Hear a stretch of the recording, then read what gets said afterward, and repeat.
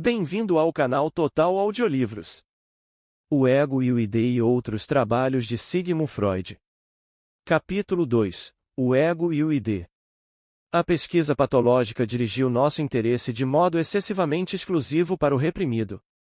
Gostaríamos de aprender mais sobre o ego, agora que sabemos que também ele pode ser inconsciente no sentido correto da palavra. Até agora, a única orientação que tivemos durante nossas investigações foi a marca distinguidora de ser consciente ou inconsciente. Acabamos por ver quão ambíguo isso pode ser. Ora, todo o nosso conhecimento está invariavelmente ligado à consciência. Só podemos vir a conhecer, mesmo o ICS, tornando-o consciente. Detenhamo-nos, porém, como é isso possível? O que queremos dizer quando dizemos em tornar algo consciente? Como é que isso pode ocorrer? Já conhecemos o ponto do qual temos de partir, com relação a isso. Dissemos que a consciência é a superfície do aparelho mental, ou seja, determinamo-la como função de um sistema que, espacialmente, é o primeiro a ser atingido a partir do mundo externo, e espacialmente não apenas no sentido funcional, mas também, nessa ocasião, no sentido de dissecção anatômica. Também nossas investigações devem tomar essa superfície perceptiva como ponto de partida. Todas as percepções que são recebidas de fora, percepções sensórias, e de dentro, o que chamamos de sensações e sentimentos, são CS, desde o início. Mas e aqueles processos internos que podemos, grosseira e inexatamente, resumir sob o nome de processos de pensamento? Eles representam deslocamentos de energia mental que são efetuados em algum lugar no interior do aparelho, à medida que essa energia progride em seu caminho no sentido da ação. Avançam eles para a superfície, fazendo com que a consciência seja gerada? Ou a consciência abre caminho até eles? Esta é, claramente, uma das dificuldades que surgem quando se começa a tomar a sério a ideia espacial ou topográfica da vida mental. Ambas estas possibilidades são igualmente inimagináveis, tem de haver uma terceira alternativa. Em outro lugar, já sugeri que a diferença real entre uma ideia, pensamento, do ICS ou do P6, consiste nisto, que a primeira é efetuada em algum material que permanece desconhecido, enquanto que a última, a do P6, é, além disso, colocada em vinculação com representações verbais. Esta é a primeira tentativa de indicar marcas distinguidoras entre os dois sistemas, o P6 e o ICS, além de sua relação com a consciência. A pergunta como uma coisa se torna consciente seria assim mais vantajosamente enunciada, como uma coisa se torna pré-consciente. E a resposta seria, e vinculando-se às representações verbais que lhe são correspondentes. Essas representações verbais são resíduos de lembranças, foram antes percepções, e como todos os resíduos mnêmicos, podem tornar-se conscientes de novo.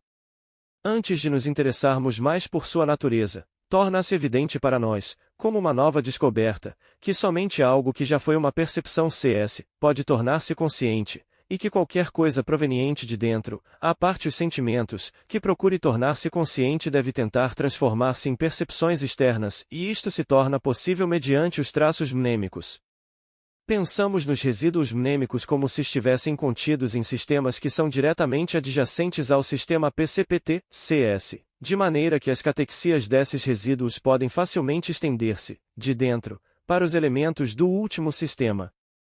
Imediatamente pensamos aqui nas alucinações, e no fato de que a mais vívida lembrança é sempre distinguível, tanto de uma alucinação quanto de uma percepção externa, mas também nos ocorre em seguida que, quando uma lembrança é revivida, a catexia permanece no sistema mnêmico, enquanto que uma alucinação, que não é distinguível de uma percepção, pode surgir quando a catexia não se estende simplesmente do traço mnêmico para o elemento PCPT, mas se transfere inteiramente para ele. Os resíduos verbais derivam primariamente das percepções auditivas, de maneira que o sistema P6 possui, por assim dizer, uma fonte sensória especial. Os componentes visuais das representações verbais são secundários, adquiridos mediante a leitura, e podem, inicialmente, ser deixados de lado, e assim também as imagens motoras das palavras, que, exceto para os surdos mudos, desempenham o papel de indicações auxiliares. Em essência, uma palavra é, em última análise, o resíduo mnêmico de uma palavra que foi ouvida. Não devemos deixar-nos levar, talvez visando a simplificação, a esquecer a importância dos resíduos mnêmicos óticos, quando são de coisas, ou a negar que seja possível os processos de pensamento tornarem-se conscientes mediante uma reversão a resíduos visuais, e que, em muitas pessoas, este parece ser o método favorito. O estudo dos sonhos e das fantasias pré-conscientes, como se demonstra nas observações de Varendonck, pode dar-nos uma ideia do caráter especial deste pensar visual. Aprendemos que o que nele se torna consciente é, via de regra, apenas o tema geral concreto do pensamento, e que as revelações entre os diversos elementos desse tema geral, que é o que caracteriza especialmente os pensamentos, não podem receber expressão visual. Pensar em figuras, portanto, é apenas uma forma muito incompleta de tornar-se consciente. De certa maneira, também, ela se situa mais perto dos processos inconscientes do que o pensar em palavras, sendo inquestionavelmente mais antiga que o último, tanto ontogenética quanto filogeneticamente. Retornando ao nosso argumento, se, portanto, esta é a maneira pela qual algo que é, em si próprio, inconsciente, se torna pré-consciente, a questão de como tornamos, pré-consciente algo que é reprimido seria respondida do seguinte modo. Isso é feito fornecendo ao P6 vínculos intermediários, mediante o trabalho de análise. A consciência permanece, portanto, onde está, mas, por outro lado, o ICS não aflora no CS. Enquanto que a relação das percepções externas com o ego é bastante perspícua, a das percepções internas com o mesmo exige uma investigação especial. Ela mais uma vez dá origem à dúvida quanto a saber se estamos realmente com razão em referir a totalidade da consciência ao único sistema superficial PCPT-CS. As percepções internas produzem sensações de processo que surgem nos mais diversos, e, também, certamente, nos mais profundos estratos do aparelho mental. Muito pouco se conhece sobre essas sensações e sentimentos. Os que pertencem à série prazer-desprazer ainda podem ser considerados como os melhores exemplos deles. São mais primordiais, mais elementares, do que as percepções que surgem externamente, e podem ocorrer mesmo quando a consciência se acha enevoada. Expressei em outro lugar meus pontos de vista sobre sua importância econômica maior e as razões metapsicológicas para isto. Essas sensações são multilocalizadas, como as percepções externas, podem vir simultaneamente de diferentes lugares e terem assim qualidades diferentes ou mesmo opostas. As sensações de natureza prazerosa não têm nada de inerentemente impelente nelas, enquanto que as desprazerosas o têm no mais alto grau. As últimas impelem no sentido da mudança, da descarga, e é por isso que interpretamos o desprazer como implicando uma elevação e o prazer uma redução da catexia energética. Chamemos o que se torna consciente como prazer e desprazer em algo em quantitativo e qualitativo no curso dos eventos mentais. A questão, então, é saber se este algo pode tornar-se consciente no lugar onde está ou se deve ser primeiro transmitido ao sistema PCPT. A experiência clínica decide em favor do último. Ela nos demonstra que esse algo se comporta como um impulso reprimido. Ele pode exercer força impulsiva sem que o ego note a compulsão. Somente quando se dá resistência a esta, uma detenção na reação de descarga, é que o algo se torna consciente como desprazer. Assim como as tensões que surgem de necessidades físicas podem permanecer inconscientes, também o pode o sofrimento, algo intermediário entre a percepção externa e interna, que se comporta como uma percepção interna, mesmo quando sua fonte se encontra no mundo externo. Permanece verdade, portanto, que também as sensações e os sentimentos só se tornam conscientes atingindo o sistema PCPT. Se o caminho para frente é barrado, elas não chegam a existir como sensações, embora em algo em que lhes corresponde no curso da excitação seja o mesmo que se elas chegassem a existir. Passamos então a falar, de maneira condensada e não inteiramente correta, de sentimentos inconscientes, mantendo uma analogia com as ideias inconscientes que não é inteiramente justificável. Na realidade, a diferença é que, enquanto que com as ideias ICS devem ser criados vínculos de ligação antes que elas possam ser trazidas para o CS, com os sentimentos, que são transmitidos diretamente, isto não ocorre.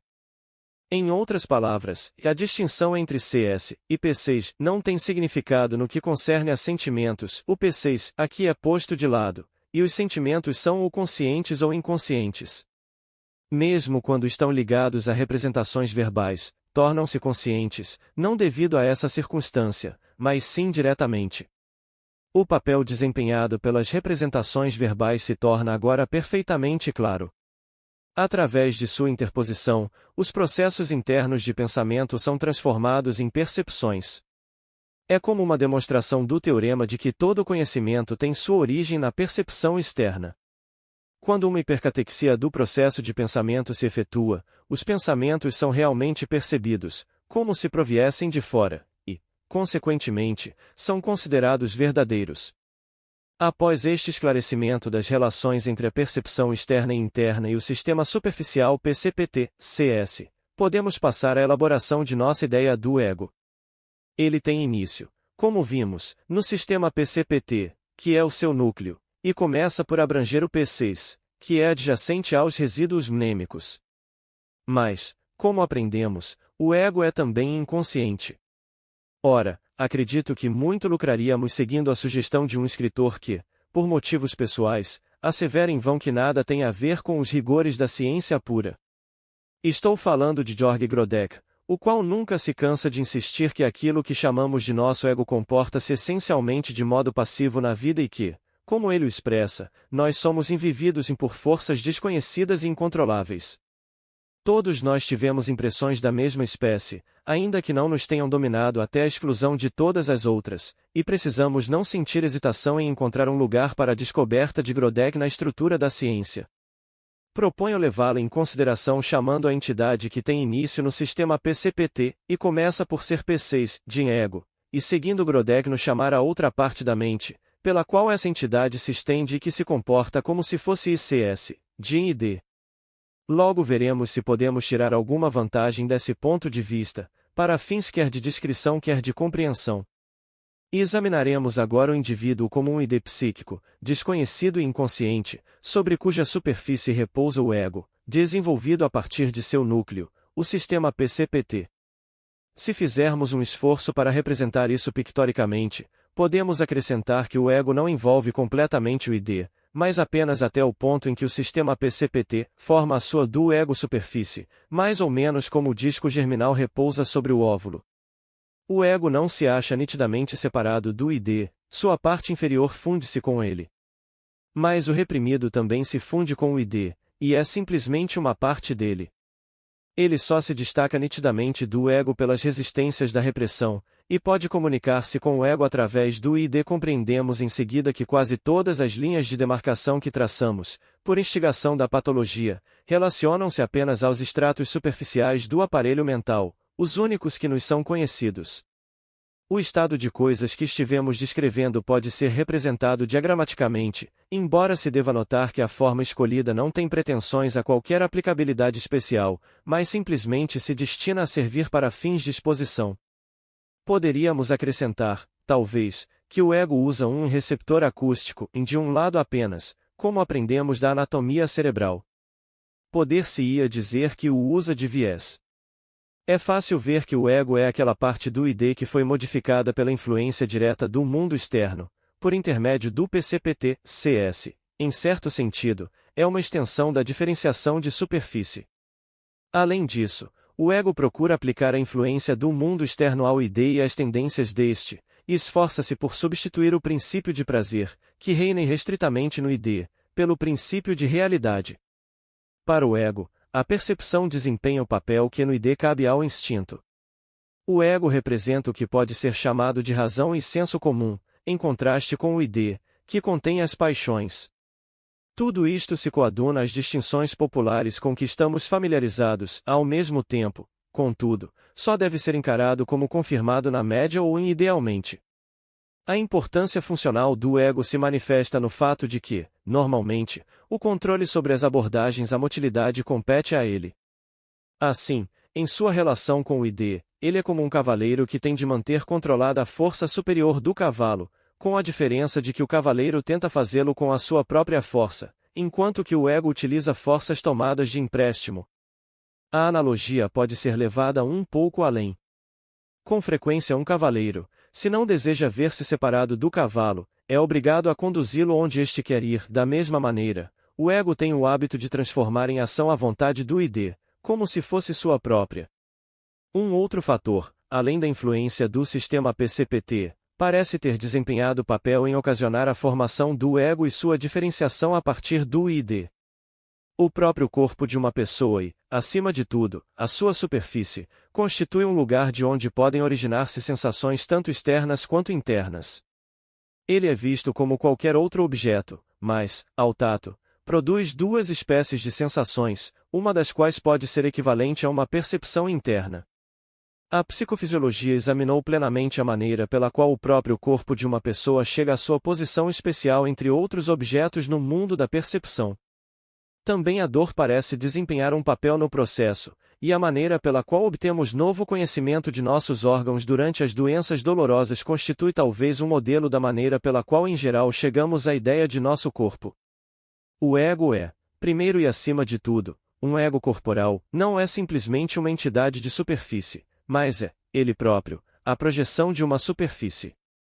Se quisermos encontrar uma analogia anatômica para ele, poderemos identificá-lo melhor com o homúnculo cortical dos anatomistas, que fica de cabeça para baixo no córtex, estira os calcanhares, tem o rosto virado para trás, e, como sabemos, possui sua área da fala no lado esquerdo.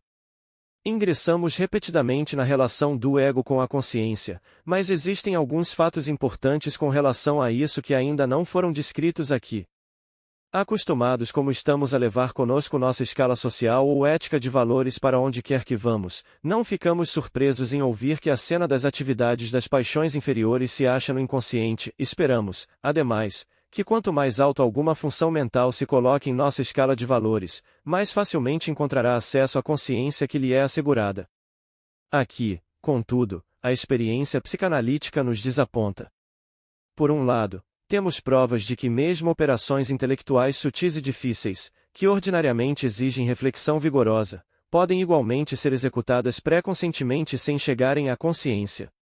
Os exemplos disso são inteiramente incontestáveis. Podem ocorrer, por exemplo, durante o estado de sono, como se demonstra quando alguém descobre, imediatamente após o despertar, que sabe a solução de um difícil problema matemático ou de outro tipo com que esteve lutando em vão no dia anterior. Há outro fenômeno, contudo, que é mais estranho. Em nossas análises, descobrimos que existem pessoas nas quais as faculdades de autocrítica e consciência, atividades mentais, isto é, que se classificam como extremamente elevadas, são inconscientes e inconscientemente produzem efeitos da maior importância. O exemplo da resistência que permanece inconsciente durante a análise não é, portanto, de maneira alguma único. Mas esta nova descoberta, que nos compele, apesar de nosso melhor juízo crítico, a falar de um sentimento inconsciente de culpa, desnorteia-nos mais que a outra e nos propõe novos problemas, especialmente quando gradativamente chegamos a perceber que num grande número de neuroses um sentimento inconsciente de culpa desse tipo desempenha um papel econômico decisivo e coloca os obstáculos mais poderosos no caminho do restabelecimento. Se retornarmos mais uma vez à nossa escala de valores, teremos de dizer que não apenas o que é mais baixo, mas também o que é mais elevado no ego, pode ser inconsciente. É como se fossemos assim supridos com uma prova do que acabamos de asseverar quanto ao ego consciente, que ele é, primeiro e acima de tudo, um ego corporal. Obrigado por visitar o canal Total Audiolivros.